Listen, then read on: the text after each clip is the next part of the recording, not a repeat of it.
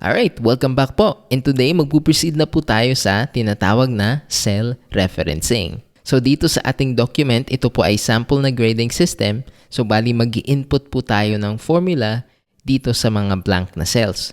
So yung goal natin, ang mga score ng students, imumultiply natin sa mga percentage na ito.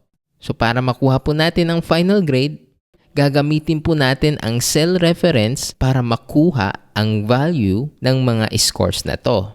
Okay po. So itry natin ngayon dito. So ito yung first student natin.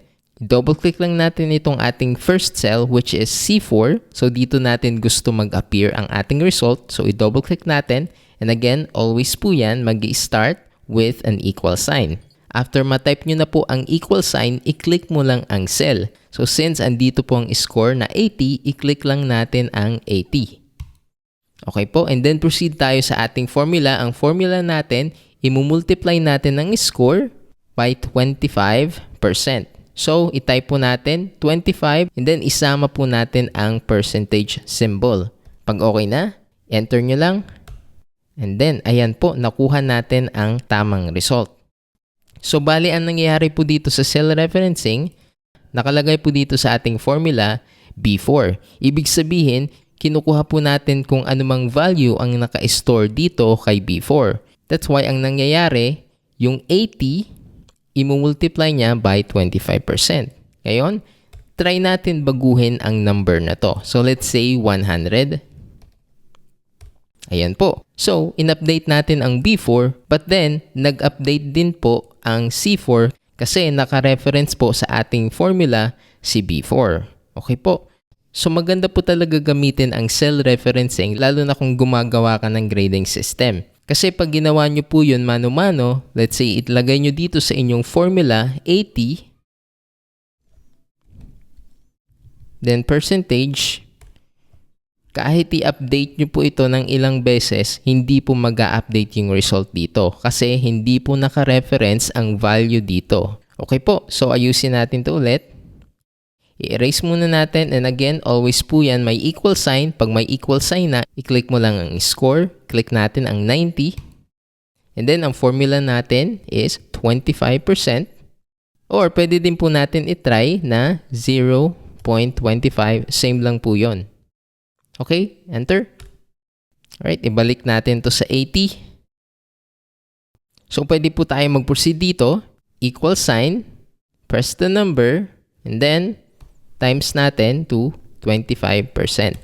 And then, pwede din po natin gamitin ang fill handle. So, automatically, si fill handle, i-fill niya itong entire series. So, makakopy din ang entire formula. So, itry po natin. Click natin ang fill handle and then click and drag tapat ng last student and then release. And then as you can see, nag-work po ang ating formula. Ngayon, pag i-check natin ang ating mga formula, so dito, B4 sa first student, ngayon naman sa second student, i-double click natin, automatically ang ating cell reference, mag-i-increment din po siya. Okay po. Ngayon naman, try natin baguhin ang ating formula. I-delete lang muna natin to. Clear contents. At ngayon, i-update natin itong ating formula. So ngayon, instead of putting B4 times 0.25, since andito yung ating rate na 25%, i-reference na lang din natin itong 25% dito. So, i-edit natin ang ating formula. So ngayon, since natatahuban ng cell, hindi natin maklik. So, pwede natin i-manually type ang name ng cell, which is C3. So, tapat siya ng C column and then tapat siya ng row 3. That's why C3 ang percentage na yon. So, i-enter lang natin. Then, mapapansin nyo, nag-work pa rin ang ating formula. Ngayon, itry naman natin i-fill ang series using the fill handle. So, click and drag. Okay. So, na-fill po ang series pero may mali po sa ating formula. Hindi po nag-work itong remaining students. Bakit kaya? So, tingnan natin ang mga formula. So, dito sa pangalawang student, double-click natin.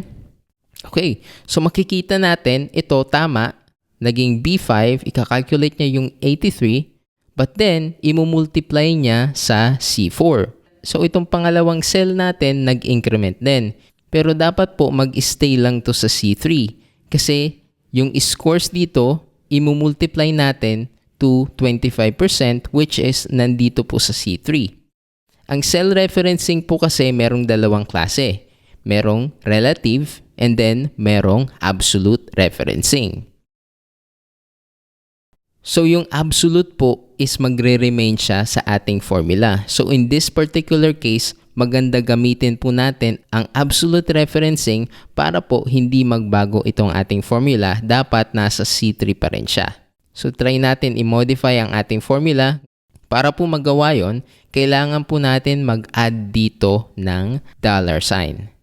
So sa paraan na ito, sinasabihan natin sa Excel na tayo ay gagamit ng absolute reference. So dapat magi-stay po itong formula natin sa C3 kahit na mag-fill series tayo. So i-enter natin and then i-fill series ulit natin. So click and drag. And as you can see, tama na yung results natin. So i-check natin itong isang student. Okay, so nag-stay pa rin ang ating formula sa C3. Ngayon po sa absolute referencing, meron pong tatlong klase. Yung ginawa natin kanina, yung $sign, linagay natin sa gitna. Ngayon, itatry natin itong $sign na nasa gitna kung mag-work siya dito sa ating scenario. So parang ganun din, itong scores na to, imumultiply natin by 23%. Pero pakanan po siya. So ang ating pag-fill series is papunta doon sa right side. So itry natin, baguhin natin ang ating formula. So equal sign, and then let's click the score which is 90. So that's B3 and then i-multiply natin kay B2. So lagay natin B and then $sign sa middle and then 2. Then enter natin. So mag-work siya dito sa ating first cell. Ngayon, itry natin i-fill series using the fill handle. So click and drag pa kanan. Okay, so as you can see, hindi po nag-work ang ating formula dito. 0 lang ang nag-appear na results. Ngayon, i-check natin ang formula. So dito po kasi sa ating formula, pag yung $sign is nasa middle, ibig sabihin, yung mga values na hindi makakopy ay yung rows lang. So ngayon, since nag-fill series tayo pa kanan, so parang naka-relative reference pa rin tayo kasi hindi natin ginawang absolute reference ang column side. So kailangan maglagay po tayo ng $sign dito sa una-una. So in this case, sinasabihan natin si Excel na mag-i-stay ito dito sa B2. Kahit mag-fill series tayo, papunta sa baba, so that's rows. So kahit na mag-fill series tayo sa kanan, so columns yon. Okay po, so itry natin i-update ito. So i-enter natin, and then mag-fill series ulit tayo. So click and drag. So ganun po kung paano gamitin ang absolute referencing. Ngayon, balik tayo sa ating original document at tapusin lang natin ang formulas. Okay, so continue po tayo dito sa ating attendance category. So equal sign, click the score, then multiply natin, and then this time maglagay din tayo ng $sign, E, and then $sign ulit, and then 3. Okay po, so click and drag natin. Then ngayon, itry natin i-copy itong cell na to para makopy din ang formula. I-paste natin dito. And then i-adjust na lang natin. So this is F4.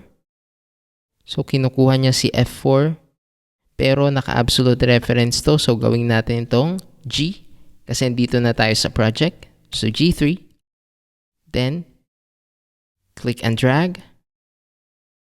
And then, proceed tayo dito. Equal sign. Click the score. Multiply K, $sign, 3. Okay, so na-complete na po natin ang formula. Ngayon naman, i-center lang natin ito. So, highlight, then center. Okay po. And then, siguro sa case na to maganda kung walang decimal places. So, try natin i-change ang number formatting. So, i-highlight na lang natin sila. And then, pumunta tayo sa format. And then, format cells. Then, dito sa number, gawin nating number, pero i-zero natin ang decimal places. Then, click OK.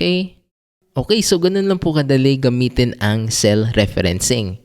And obviously naman makikita nyo malaking tulong ito pag tayo na ay nagka-calculate ng ating data. Lalo na kung ang data mo ay katulad nitong grading system na merong changes in the future So madali ka makakapag-update ng scores gamit ang cell referencing.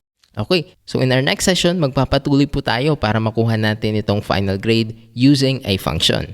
Alright, that's it for this section and see you in our next lesson.